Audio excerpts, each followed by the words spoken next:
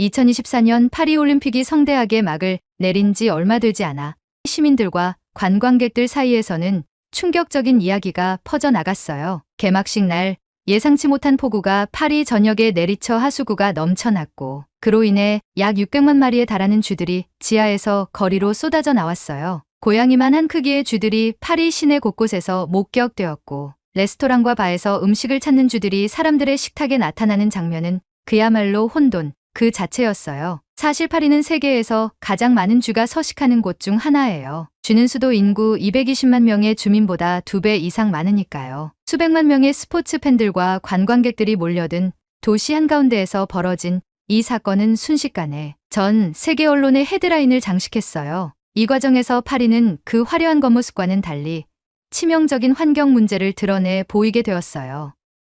감동곡간 파리올림픽 이후 환경 문제를 집중 조명하는 다큐멘터리를 제작 중이던 장 피에르 라로슈는 프랑스의 유명 방송국에서 환경 문제를 전문적으로 다루는 기자였어요. 올림픽 이후 드러난 여러 문제들 중에서도 특히 파리의 쥐 문제에 주목하게 되었죠. 장 피에르는 수년간 환경 문제를 깊이 있게 취재해온 베테랑 기자였지만 이번 쥐 사건의 규모는 그조차도 예상하지 못했어요. 세계의 이목이 집중된 파리올림픽에서 쥐떼들이 문제를 일으키다니 이는 그야말로 국제적인 망신이었죠. 그는 이 심각한 환경 문제를 다루는 다큐멘터리를 통해 강력한 메시지를 전달할 기회를 잡아야 한다고 생각했어요. 며칠 뒤 그는 센강 근처에서 한 파리 시민과 인터뷰를 진행하고 있었어요. 쥐들이 거리로 쏟아져 나온 그날의 상황을 직접 목격한 시민이었죠. 당신이 목격한 당시 상황을 좀 더 자세히 말씀해 주실 수 있을까요? 중년의 파리 시민은 잠시 말을 잇지 못했어요. 그리고 천천히 말을 꺼냈어요. 그날 비가 너무 많이 와서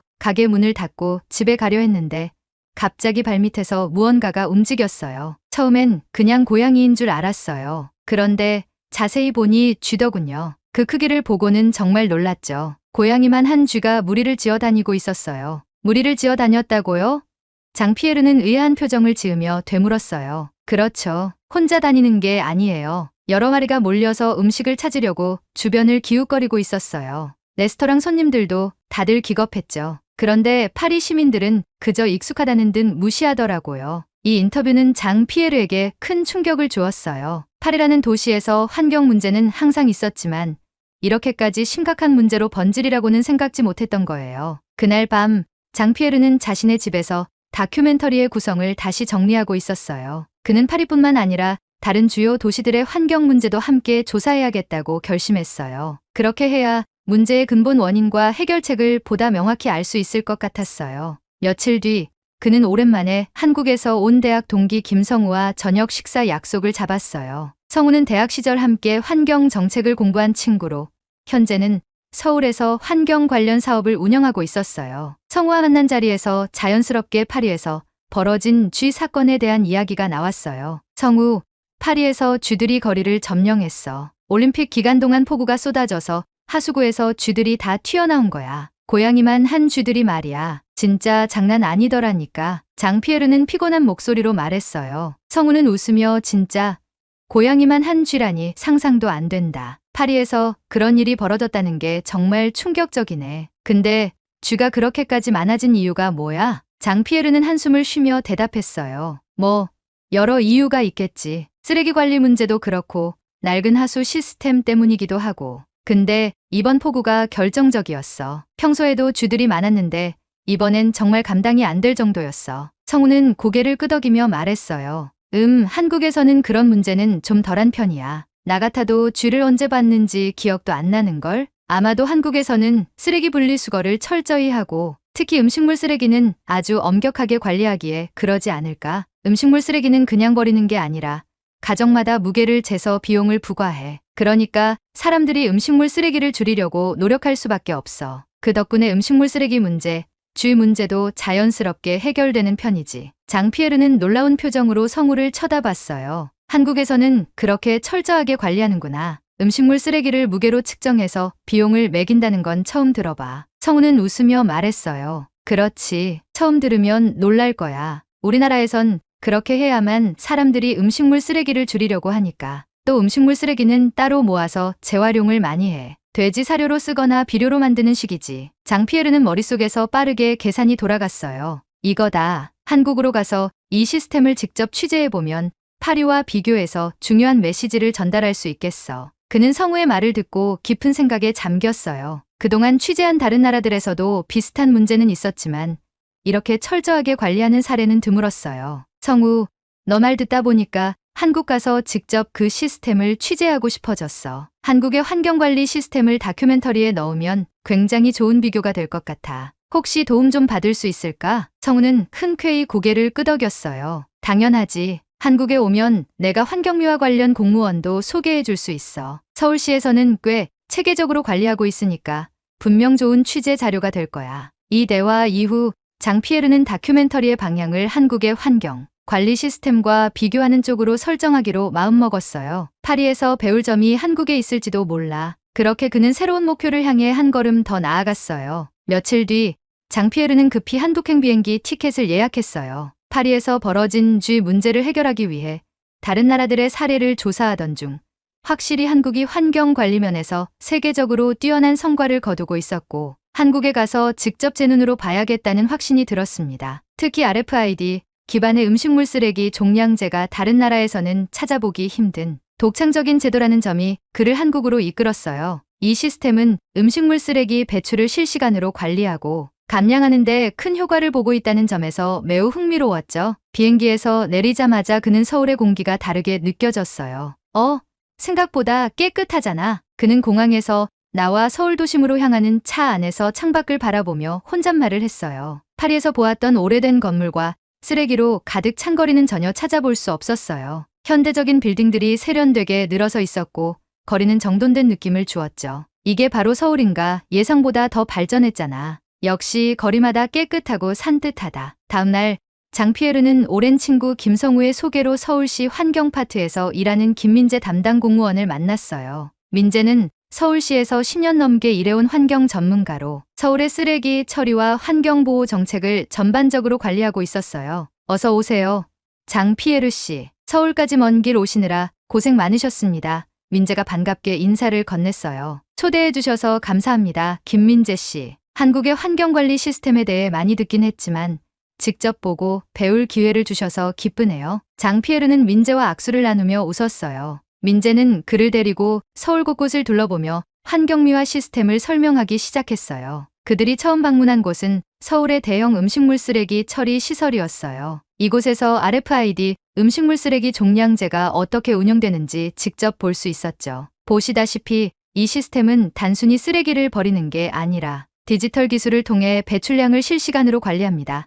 민재가 설명을 시작했어요. 음식물 쓰레기를 버릴 때마다 가정마다 배출 무게를 측정하고 그에 따라 수수료를 부과해요. RFID 태그로 각 가정의 정보를 기록해서 쓰레기 낭비를 줄이기 위한 동기부여가 되는 거죠. 장피에르는 RFID 기기를 유심히 살펴보며 놀란 표정을 지었어요. 그럼 이 시스템이 언제부터 도입된 건가요?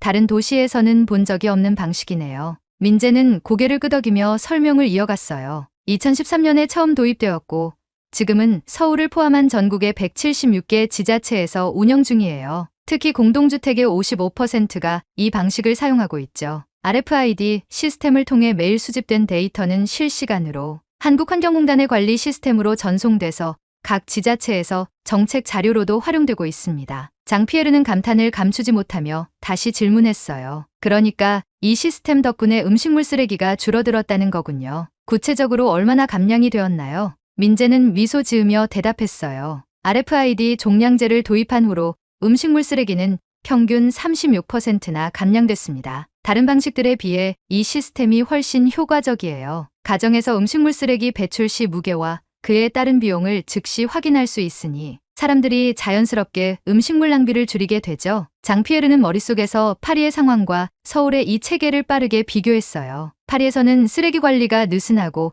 음식물 쓰레기가 제대로 처리되지 않아 쥐들이 거리로 몰려들었죠. 반면 서울에서는 음식물 쓰레기 관리가 철저히 이루어지다 보니 쥐 문제도 자연스럽게 해결된 셈이었어요. 그리고 이 모든 과정이 RFID라는 첨단 기술에 의해 실시간으로 관리되고 있다는 사실에 깊은 인상을 받았어요. 정말 놀라운 시스템입니다. 파리 같은 도시에도 이런 방식이 도입되면 큰 변화가 일어날 수 있을 것 같아요. 장 피에르는 깊은 감탄을 표했어요. 장 피에르는 한국에서의 취재를 통해 한국의 환경관리 시스템이 얼마나 체계적으로 운영되고 있는지를 실감했어요. 하지만 민재의 설명은 여기서 끝나지 않았어요. 그는 한국 국민들의 참여와 단합에 대해 덧붙였죠. 사실 이 시스템이 성공적으로 운영될 수 있었던 이유 중 하나는 국민들이 쓰레기 분리수거를 철저히 지키고 있기 때문입니다. 물론 음식물 쓰레기 무게를 재서 비용을 부과하는 방식이 처음엔 귀찮게 느껴졌을 거예요. 하지만 대부분의 가정에서 분리수거를 세심하게 실천하고 있습니다. 예를 들어 페트병만 해도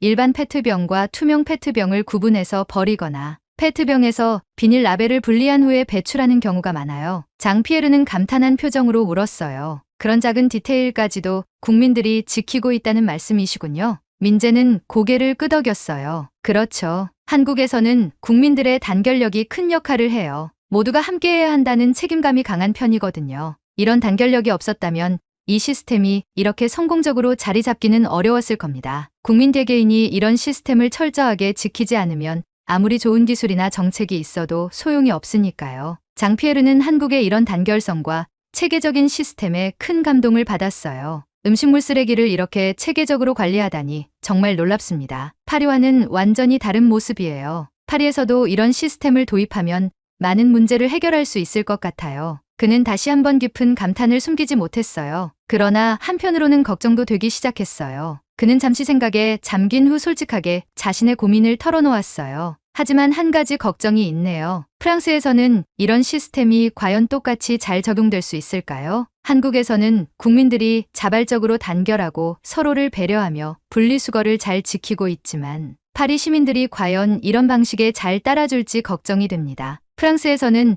아직까지도 많은 사람들이 쓰레기 문제를 심각하게 여기지 않아요. 민재는 이해한다는 듯 고개를 끄덕였어요. 맞아요. 모든 나라가 같은 방식으로 시스템을 적용하기는 어려울 수 있죠. 각국의 국민성이나 문화가 다르니까요. 하지만 중요한 건 어떻게든 시민들이 환경 문제의 심각성을 인식하고 작은 것부터라도 참여하게 만드는 겁니다. 한국도 처음부터 이런 시스템이 자리를 잡은 건 아니었어요. 시간이 걸리긴 했지만 결국 모두가 참여하니 성공할 수 있었죠. 장 피에르는 민재의 말을 듣고 다시 한번 생각에 잠겼어요. 프랑스에서도 이런 시스템을 도입한다면 정말 큰 변화를 이끌어낼 수 있을 텐데 과연 파리 시민들이 그 변화를 받아들이고 실천할 수 있을까? 한국에서 보여준 단결력과 협력은 그저 시스템 덕분이 아니라 국민들의 성향과 노력 덕분이라는 것을 그는 분명히 느꼈어요. 프랑스에서 이런 국민적 단합이 부족한 상황에서 과연 한국의 모델을 어떻게 효과적으로 적용할 수 있을지 고민이 깊어졌어요. 그는 민재에게 고개를 끄덕이며 말했어요. 프랑스에서도 작은 것부터 시작해봐야겠어요. 그들이 스스로 환경 문제에 더 깊이 관여하고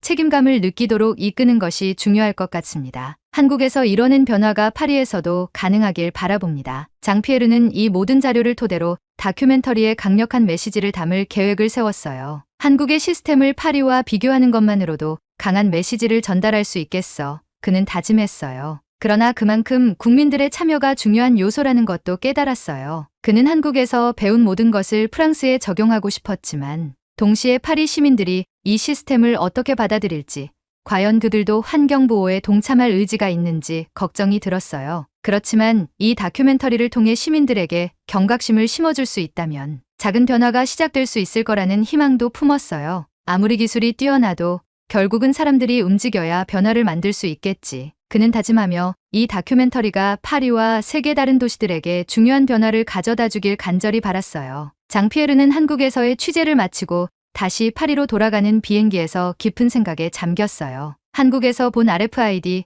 기반의 음식물 쓰레기 종량제 시스템은 그가 예상했던 것보다 훨씬 더 체계적이고 국민들의 참여도 또한 인상적이었죠. 무엇보다 한국 국민들의 협력과 단결은 환경 문제 해결의 핵심 동력이었고 이 점이 프랑스와는 확연히 달랐어요. 파리에서도 이런 시스템을 도입할 수 있을까? 그는 파리 시민들이 그 시스템을 받아들일 수 있을지에 대해 걱정이 들었어요. 한국에서는 국민들이 적극적으로 분리수거와 음식물 쓰레기 감량에 동참했지만 프랑스에서는 사람들이 이런 규제를 얼마나 자발적으로 따를지 의문이었어요. 특히 파리처럼 복잡하고 다양한 문화를 가진 도시에서 그저 시스템 하나만 도입한다고 해서 모든 것이 해결될 것 같지는 않았어요. 프랑스에서는 이미 음식물 쓰레기 문제나 쓰레기 분리수거에 대한 경각심이 부족한 상황이었어요. 파리 시민들 대다수는 쓰레기를 분리하지 않고 길거리에 무심코 버리는 경우가 많았어요. 또한 음식물 쓰레기를 줄이기 위한 동기부여도 부족했어요. 한국처럼 RFID 태그로 실시간 관리하고 비용을 부과하는 시스템이 도입되더라도 프랑스 시민들이 그것을 부담으로만 느끼지 않을까 하는 걱정도 함께 떠올랐어요. 비행기 창밖으로 보이는 하늘을 바라보며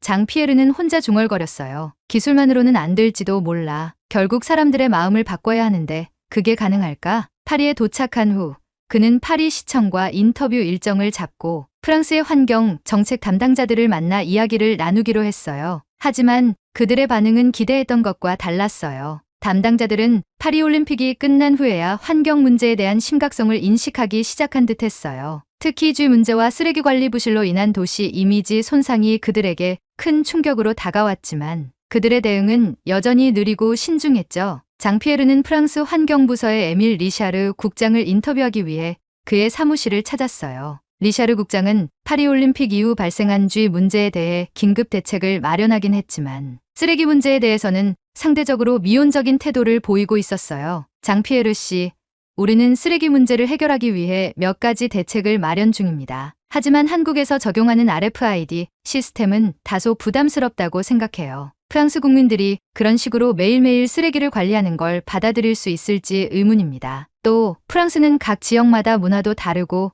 시스템을 적용하기가 쉽지 않을 거예요. 리샤르의 말을 들은 장피에르는 답답함을 느꼈어요. 물론 시스템을 도입하는 데는 시간이 걸리겠죠. 하지만 문제를 해결하기 위해선 적극적인 변화가 필요합니다. 특히 파리 같은 대도시는 쥐 문제뿐만 아니라 음식물 쓰레기와 쓰레기 분리수거도 심각한 상황이에요. 한국처럼 효율적인 시스템을 도입하면 분명히 큰 효과를 볼 수 있을 겁니다. 무엇보다 사람들에게 쓰레기 문제의 심각성을 알리고 동참하게 만들어야 해요. 그러나 리샤르는 여전히 회의적인 표정을 지으며 대답했어요. 파리 시민들이 그 정도로 적극적으로 나서줄지 잘 모르겠어요. 우리 국민들은 규제에 대한 반발도 많고 새로운 시스템을 도입하는 것에 대해 민감하게 반응하니까요. 장피에르는 이 대화를 나누면서 한국과 프랑스의 국민성 차이에 대해 다시 한번 실감하게 되었어요. 한국에서는 정부의 정책에 시민들이 적극적으로 동참하고 서로 협력하며 문제를 해결하려는 의지가 강했죠. 그러나 프랑스에서는 그런 공동체 의식이 약했고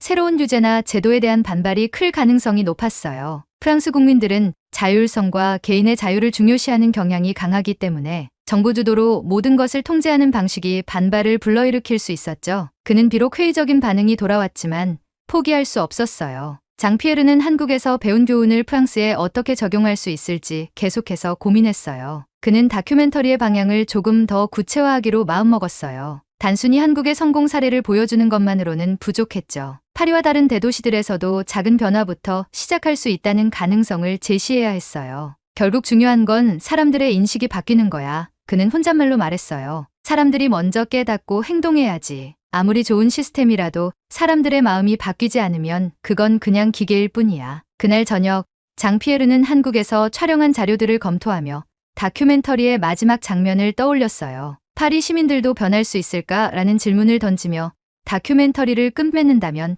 강력한 메시지가 될 것 같았죠. 지금 당장은 한국처럼 모든 시스템을 도입하기 어려울지 몰라도 사람들이 환경 문제의 심각성을 느끼고 조금씩 변화를 시작한다면 파리도 언젠가 깨끗하고 쥐 없는 도시가 될 수 있을 거예요. 그는 한국에서 만났던 민재와 나눴던 마지막 대화를 떠올렸어요. 아무리 좋은 시스템이라도 결국 시민들이 움직여야 진짜 변화를 만들 수 있죠. 그 말이 장피에르의 머릿속에 깊이 박혀 있었어요. 프랑스에서도 사람들을 움직이게 만들 수 있을까? 그는 다큐멘터리를 통해 그 변화를 이끌어낼 수 있기를 간절히 바라며 내일의 촬영을 준비했어요. 며칠 뒤 장피에르는 파리 시내 곳곳에서 다큐멘터리의 마지막 촬영을 진행하고 있었어요. 한국에서 본 성공적인 환경 관리 시스템과 파리의 현실을 비교하는 내용이었죠. 그는 파리의 거리에서 쓰레기 문제와 쥐 문제에 대한 시민들의 반응을 인터뷰했고 대부분의 시민들은 아직 환경 문제에 대한 경각심이 부족하다는 것을 느낄 수 있었어요. 며칠 뒤 장피에르는 파리 시내 곳곳에서 다큐멘터리의 마지막 촬영을 진행하고 있었다. 한국에서 본 성공적인 환경 관리 시스템과 파리의 현실을 비교하는 내용이었다. 그는 파리의 거리에서 쓰레기 문제와 쥐 문제에 대한 시민들의 반응을 인터뷰했고 대부분의 시민들은 아직 환경 문제에 대한 경각심이 부족하다는 것을 느낄 수 있었다. 한 시민은 이렇게 말했다. 쓰레기 분리수거요? 사실 그렇게 신경 쓰지 않아요. 쓰레기를 버리는 게 일상이니까 별 생각 없이 버리죠. 정부에서 더 철저하게 관리를 해야 하지 않을까요? 또 다른 시민은 불평했다. 너무 많은 규제는 불편해요. 개인의 자유를 침해하는 것 같고 그런 건 시민들에게 강요할 수 없다고 생각해요. 이런 반응을 보면서 장 피에르는 프랑스에서 환경 문제를 해결하기 위해서는 기술적인 시스템 도입뿐만 아니라 시민들이 환경 문제에 대해 자발적으로 참여하고 인식을 바꾸는 것이 중요하다는 사실을 다시금 실감했다. 한국에서의 경험이 더욱 값지게 다가왔다. 한국에서는 정부의 노력도 중요했지만 결국 국민들의 자발적인 참여와 협력 덕분에 시스템이 성공적으로 운영될 수 있었기 때문이다. 그러나 프랑스에서도 변화를 시작할 수 있을 것이라는 희망을 놓지 않았다. 비록 파리 시민들이 지금 당장은 환경 문제에 대한 인식이 부족하고 정부의 개입을 반기지 않는 경우가 많더라도 작은 변화가 쌓이면 큰 흐름을 만들 수 있을 거라 믿었다. 그는 다큐멘터리의 마지막 촬영을 위해 파리의 한 재활용 센터를 방문했다. 이곳은 파리에서도 드물게 시민들이 적극적으로 재활용에 동참하는 곳 중 하나였다. 장 피에르는 그곳에서 시민들이 쓰레기를 분리수거하고 재활용품을 정확히 분리하는 과정을 촬영하며 마지막 장면을 준비했다. 다큐멘터리의 클라이맥스에서는 한국에서 촬영한 자료와 인터뷰 영상이 이어졌다. 장 피에르는 한국의 시민들이 어떻게 쓰레기 문제를 해결하고 있는지, 그리고 그들이 환경 보호에 자발적으로 참여하고 있다는 사실을 강조했다. 그는 한국의 RFID, 음식물 쓰레기 종량제 시스템이 어떻게 성공적으로 운영되고 있는지, 그 배경에 국민들의 단결력과 협력 정신이 있었음을 설명했다. 결국 변화는 시스템만으로는 이루어질 수 없습니다. 시민들의 인식 변화와 적극적인 참여가 뒷받침되어야만 지속 가능한 미래를 만들 수 있습니다. 한국에서는 국민들이 그 변화를 이끌어냈습니다. 프랑스도 작은 변화부터 시작할 수 있습니다. 그는 마지막 장면에서 파리의 거리를 배경으로 이렇게 말했다. 파리도 변할 수 있습니다. 오늘날 우리가 겪고 있는 쓰레기 문제와 주의 문제는 해결 가능한 도전 과제입니다. 중요한 것은 기술이나 시스템뿐만이 아닙니다. 우리 모두가 이 문제의 해결에 동참하는 것입니다. 다큐멘터리의 엔딩은 시민들이 어떻게 작은 행동부터 시작해 환경을 변화시킬 수 있는지에 대한 희망적인 메시지로 마무리되었다. 장 피에르는 다큐멘터리 속에서 이렇게 말했다. 한국의 성공은 특별한 기술 때문만이 아닙니다. 그 이면에는 시민들의 노력과 정부의 협력이 있었습니다. 우리도 할 수 있습니다. 장 피에르는 작은 변화가 큰 변화를 만들어낼 수 있다고 믿어 의심치 않아 보입니다. 한국에서의 국민성과 단합력이 환경 문제까지 세계적으로 앞서 나가게 이끌어가고 있네요. 장 피에르가 생각하는 파리 모습이 일찍 찾아오기 바랍니다. 오늘은 이야기는 여기까지입니다. 더 감동적인 이야기로 다시 찾아뵐게요. 구독, 좋아요를 눌러주시면 영상 제작에 많은 도움이 될 것 같아요. 감사합니다.